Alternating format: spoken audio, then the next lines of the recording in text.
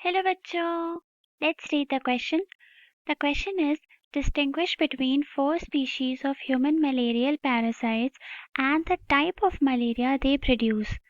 So इस question का key concept है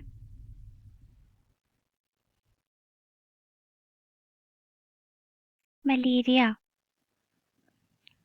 मलेरिया क्या है? Malaria is a protozoan disease जो कि प्लाज्मोडियम की पैरासाइट्स कॉज करती हैं।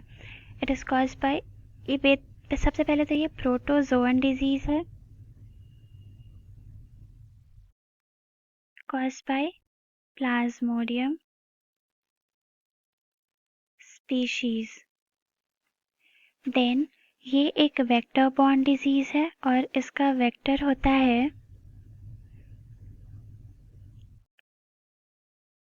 इसका वेक्टर कौन होता है? Female anopheles mosquito. और इसके जो सिम्टम्स होते हैं, बेसिक सिम्टम्स इसके इंक्लूड करते हैं हाई फीवर,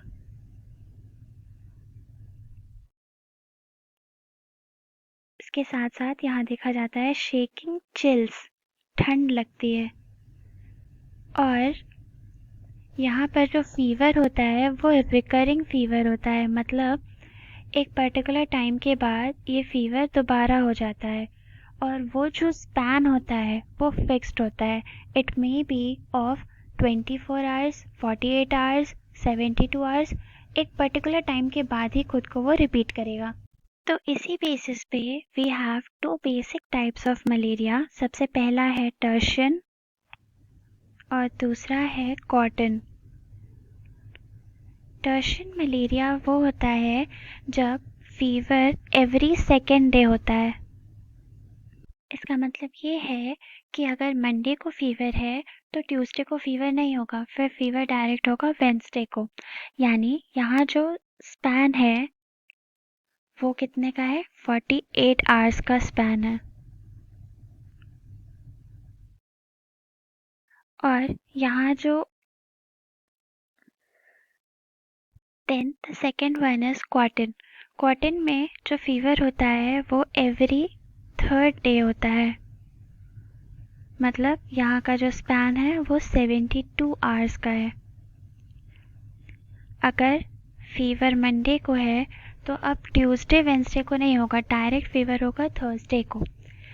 इसमें भी दो तरह का होता है, एक होता है बिनाइन टर्शन और दूसरा होता है मैलिग्नेंट टर्शन।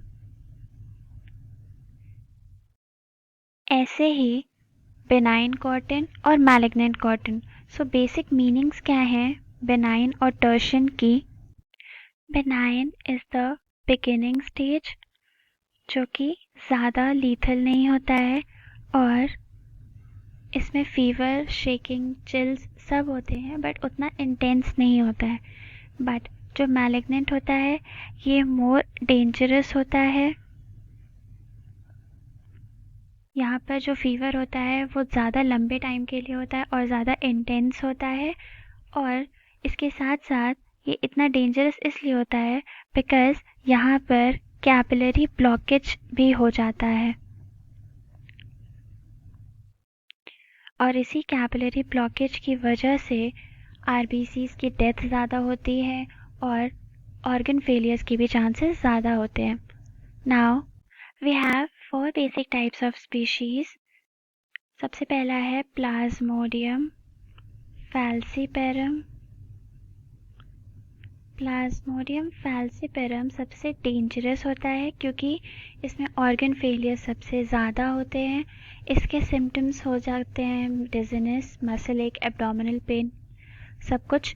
और ये लीथल होता है, मोस्ट डेंजरस होता है। यहाँ पर लिवर या फिर किडनी फेलियर के चांसेस सबसे ज़्यादा होते हैं। ये कॉज करता है malignant tertian. Then the second species is Plasmodium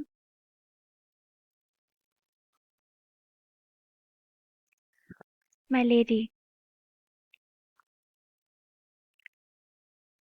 Plasmodium malariae उतना लीथल नहीं होता है। हाँ, मेजर डिजीज इसमें भी होता है बट ये लीथल नहीं होता है। इसमें भी चिल्स एंड हाई फीवर्स होते हैं and the type of malaria it causes is benign cotton. Then the third type of malarial parasite is Plasmodium